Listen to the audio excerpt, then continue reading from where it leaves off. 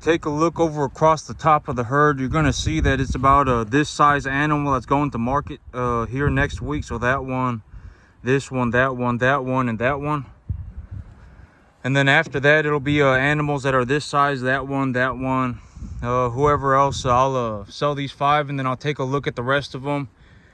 And here, but everything's going okay right now. I don't want to jinx myself, right? I don't want to give myself bad luck. But this is going to be the type of animal going to market here in about 3 weeks. And so, I was taking a look at everything. Okay, and so I was talking about my numbers yesterday. And if you think about it in terms of a numerical sense, how to think about it in terms of a numerical sense, how to think about it in terms of like an illustrative sense, how do you think about it in terms of a picture, etc., etc. Like if you're more of an illustrative person, if you're more of a numerical person, how do you think about the money? And I was going to talk about this today, but in reality, when I look at my when I look at everything and I take a look at the numbers for what they are, I always say the numbers are just a number going into the bank account, right? Numbers are not they're not imaginary, right? If you think you make a lot of money but you don't, then you don't, right? I mean, if you think you make 10 grand but you don't, then you don't, right? Numbers are not imaginary. At the end of the day, the numbers are the numbers that are going into the bank account. And when I take a look at my numbers and I sit there and I take a look at my numbers for what they actually are, I would say that my farm probably it's closer to $7,000 a month. That's how much I'm making in terms of cash. And when I make $7,000 a month, I'm also retaining cattle. And so this is also what I mean by, in terms of a numerical sense, if we are to consider that I started this farm and I got this farm to this point by myself, I didn't hire anybody. I did this all by myself. And when you think about it in terms of a numerical sense, this may be one of the most successful, if not the most successful farm on the entire planet in terms of a business. In terms of just numbers, this farm probably produces me about $175,000 to $200,000 a year in cash and cash equivalents. Essentially just cash and animals that I hold on to, and I consider them a cash equivalent because I could liquidate the animal at any time. And so if you want to write this down on a piece of paper and stick it on the corner of your desk, and you can put the timeline on it and everything, and I've said this, and you can do this if you want. And within 365 days, I will have $200,000 cash and cash equivalents left over after everything in 365 days. Even if I were to just farm this 10-acre field, I would still have like 120 to 150,000 cash and cash equivalents, probably more. I'm probably gonna have more. Okay, but here, this is what I mean by 200,000 left after I've paid for everything. After I have finished paying for everything, I will have 200,000 cash and cash equivalents left over after I've done everything in the next 365 days. So write it down on a piece of paper and stick it on the corner of your desk. You'll see what I'm talking about. Even right now, over the last 5 months, my financials have been going up in a vertical line. I mean, over like the last 5 or 6 months, my financials have been going up vertically. And I'm telling you, within the next 365 days, and you can write it down, September 1st, 2024. By September 1st, 2025, I will have 200,000 at least, probably even more, maybe even more. I will have $200,000 cash and cash equivalents left over after I've paid for everything. Even right now, okay, when I took a look at my numbers, because I say numbers are numbers, right? It does not matter what anybody thinks. At the end of the day, a number is a number. It's, money. I always say money is a number going into your bank account. It does not matter. I mean, it does not matter what you think. Numbers are objective. And so when I take a look at the numbers for what they are, I would say that it's actually about $7,000. I'm actually making about $7,000 a month. And I thought about it, and I was like, you know what? It probably has to do with, just like vet bills. Like I have to pay for the vet, and I have to pay for the preconditioning pellets, and I also have animals die, etc., etc. Right? I mean, I have animals die and all sorts of stuff going on, and I would say that it's closer to 7,000. On a piece of paper, it's like, oh yeah, I anticipate when I look at it, maybe it's 8, but okay. When I start growing grass, my earnings will increase pretty drastically. The thing about grass is that it's almost free. Like if I were to grow grass, it would cost me about $15 a month per animal. But if I feed them food, it's going to cost almost 2 or 3 times that, even when the food is cheap, right? I've already gone through all of this with y'all, right? Even right now, when I buy commodity feed from a broker and I purchase it at commodity prices, the price of the feed is still almost double to triple what it would cost me if I just planted it and grew it myself. And then I just fed it to the animals without any equipment. Like if I just put cattle on grass, if I don't have any equipment, I just plant the grass and I have the cattle go and eat it, it costs me like 1/3, a half to a third. Even when feed is cheap, it costs me a third to a half. And so when I grow grass, my income is going to go up. And as of right now, when I take a look at the numbers right now, when I just open up my bank statement and take a look at how much money is going into my bank account, it's actually about $7,000 a month. And here's the thing, is that let's say on the average, let's say I make $100,000 a year. If I make $100,000 and I also have roughly, let's say $60,000 worth of cattle. If I have 40 animals that are 1 to 1.5 type medium large frame, the same number of animals, but I just raised them to 800 pounds instead of 500, instead of 550, I raise them to 800. That will take the appraisal value of my herd from roughly $40,000 to $60,000. I have appreciated the value of the asset. How? By raising their overall weight. I've talked about the idea of raising weight as a way to increase margin, right? Like if you're looking at your financials and you're like, I think I need to increase my margin, one of the ways you can do it is by increasing their weight. And you want to increase their weight profitably.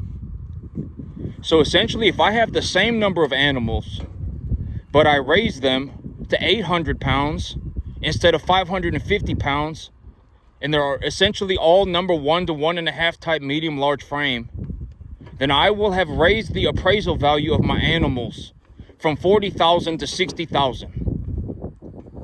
And that's the big idea of me getting into the backgrounding business. Why am I getting into the backgrounding business? Because I can grow grass at a world-class level.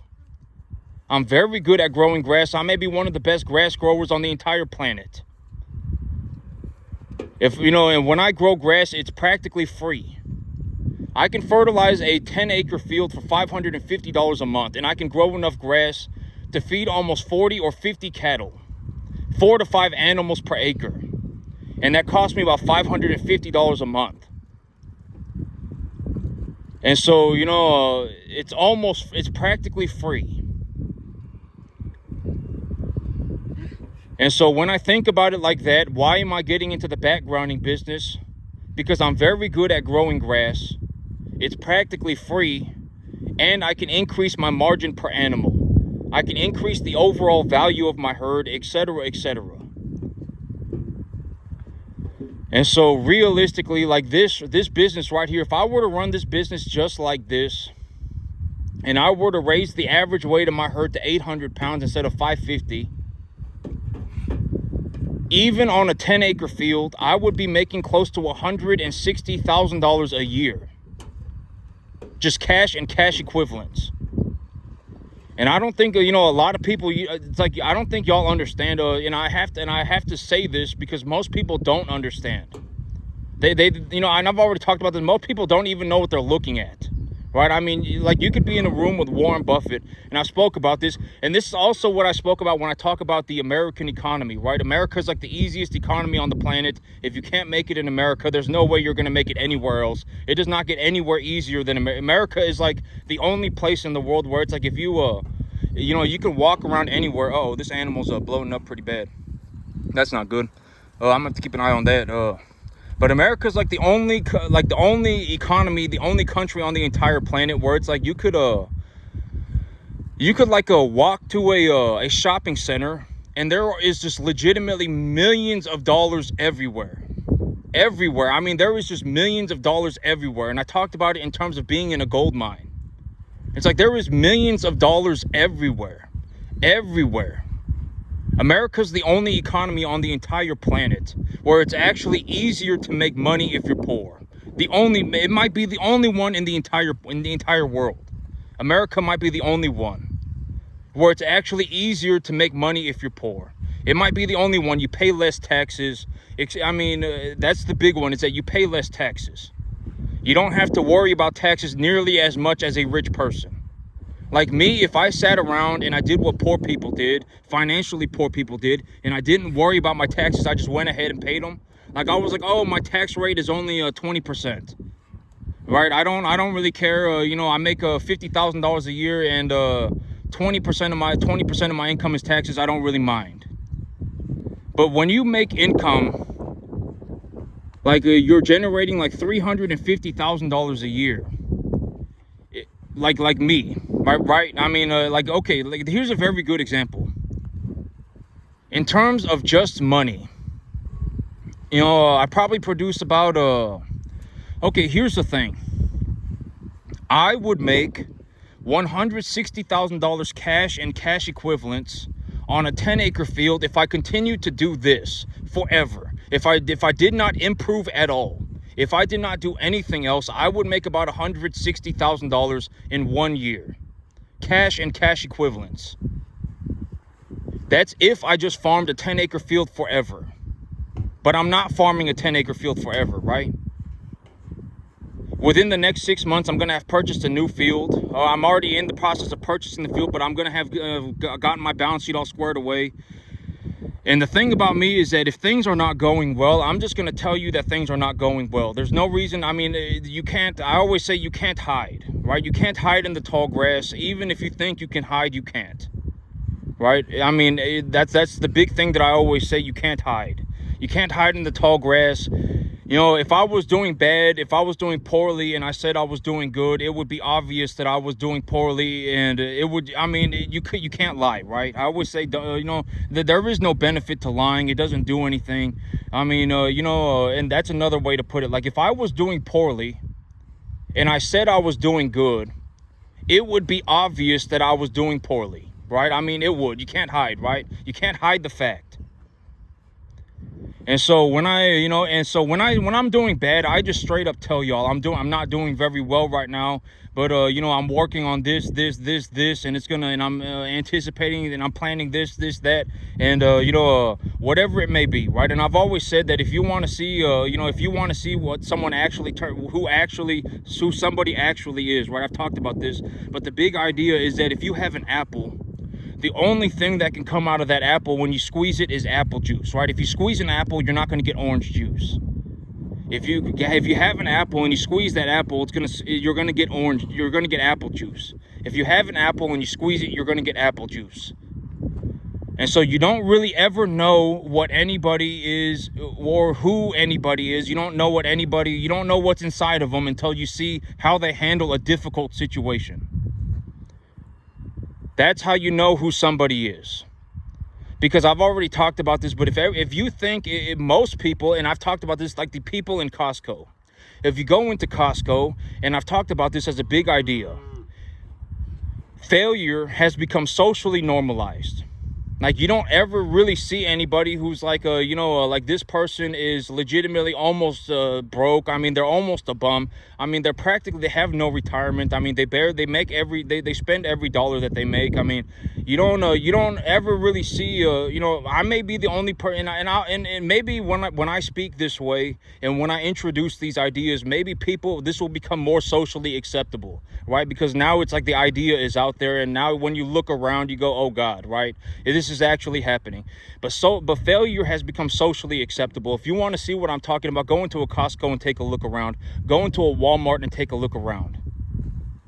Right? Everybody essentially more or less looks and acts exactly like each other, and I can almost guarantee that if I pulled everybody out of that Walmart or everybody out of that Costco and had to have an honest to God conversation with that individual, they would have nothing good to say. Their life would be falling apart. Bought a car that they can't afford, spend every dollar that they make, have no retirement, desperation, about to throw a Hail Mary, going on a La La Land adventure, all sorts of problems. I guarantee it. And you don't hardly ever see people going around and going, oh my God, like, 90% of people are just failing. 80% of people are just failing. Right? But I mean, that's, I don't know how that happened. If you actually take a look at the world for what it is, it's like, failure became socially acceptable. And I don't know how that happened. Right? I mean, like half the country makes $41,000 a year. 90% of people make less than 90 grand. And it's like, it's not even difficult to make $150,000 a year. Like, if all you, okay, because I've talked about this, but in terms of money, you don't need to be making as much. Okay, from what I have personally seen, if you make about it's probably about $12,000 a year. If you bring home about $12,000 a year, you can essentially buy anything that you want. Anything. 99.999% of everything on the planet, you can buy it, short of a yacht or a private jet. Right, I've talked about this. And realistically, it's actually probably closer to about $8,000. Right, like if you make $8,000 a month, that's $96,000 a year. If that is your take-home pay, you can practically buy anything on the entire planet. Anything. If you want a nice truck, you can buy a nice truck. If you want a nice house, you can buy a nice house. If you want to invest into a retirement account, you can invest into a retirement account. If you want to go and buy yourself a fourplex, you can buy yourself a fourplex. You can do whatever you want. But still, I mean, and this is also why I put such an emphasis on just making some more money. Right? I mean, because you take a look at a lot of people and it's like, it's like, oh, well, money's not important. And, and it's like, and then they got all sorts of problems. They're practically a beggar. Oh my God, it's not fair. I should be handed money and it's all sorts of problems. All right. So I would just say that making money is going to do a lot, for a lot of people, and that's one of the big reasons why I make these videos is because, I managed to make a boatload of money. This farm right here, it may be one of the most successful farms on the entire planet.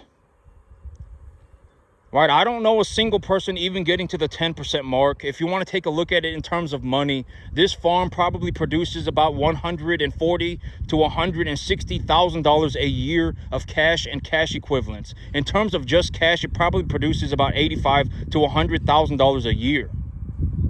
In terms of just cash, it might be even a little bit more. When I grow grass, if the weather's good, etc., it'll be even more than that. And this farm right here, it might be one of the most successful farms on the entire planet. I don't know anybody else even getting to the 10% mark. And if you want to think about it in terms of money, I don't know anybody even making $10,000. I don't know anybody even making $15,000 a year on a 10-acre field. I don't know a single person. And if I had to have an honest to God conversation, right? Like I was being put in front of God and I had to say, and God knew no matter what, and I was going to speak the truth, I would say that this farm produces $140,000 to about $150,000 a year of cash and cash equivalents. If I just took all of the money, I reinvested it throughout the year, And at the end of the 365-day mark, I took the money and I liquidated my animals, I would have about 150 grand. And I don't know anybody even making $15,000 a year on a 10-acre field. Most people can't even make $1,000 an acre on like a 1,000 acre. Most people can't even make $150,000 a year on 1,000 acres. And I managed to do it on a 10.5 acre field running commercial cattle by myself. And so this is also what I mean by, if you're not going to do the work, you're not going to get here. There's no way for me to go and do this for anybody. That's ridiculous. Right? Why would I go and help somebody if I can just spend that time working on my own farm? Right? I could go spend that time looking for a new real estate, thinking about what I'm going to do, looking at my current farm, etc., etc. And I could make 10 times the money. Why would I go and this is also what I mean by when it comes to me making these videos, this is the best free help that anybody's going to get ever. Because I'm not going to go and start helping people one at a time. It's not possible. I don't have enough time in the day to do that. And I've already talked about this. If you want to work with me, you're going to have done most of it by yourself. Like if you show up and you're practically a bum, you're practically a beggar, you're borderline homeless. I mean, if I put you on a field with a homeless person, you too would do about the same. There's no reason why I would work with you. I'm not here to be your babysitter. You're going to have to learn how to do a majority of this on your own. And if you learned how to do a majority of this on your own, then sure, like even if you don't do as well as me, right? Even if you don't have even if you only make $50,000 a year, even if you only do 1/3, even if you only make $50,000 a year on a 10-acre farm, I would still probably be willing to work with you. I probably would. We could figure something out.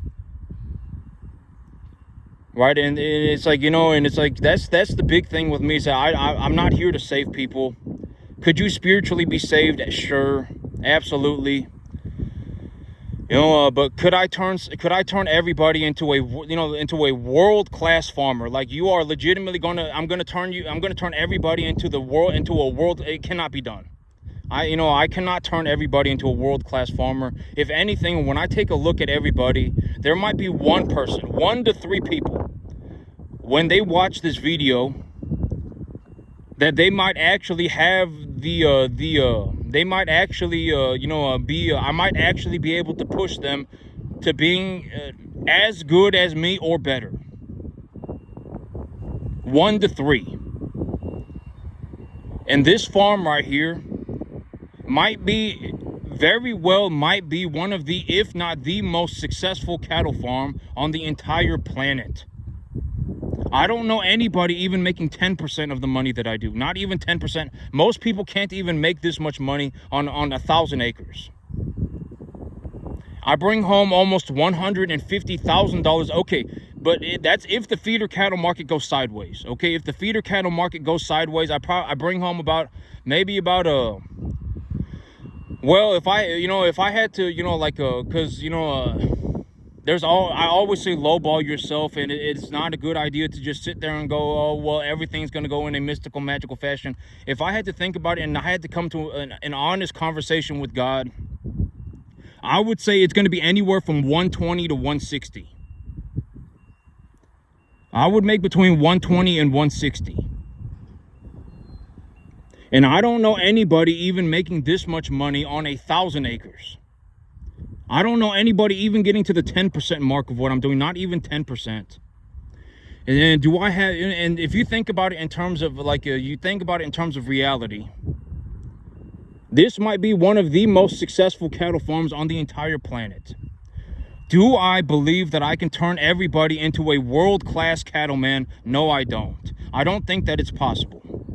If we're fortunate, I could turn 1 to 3 people into a world-class cattleman.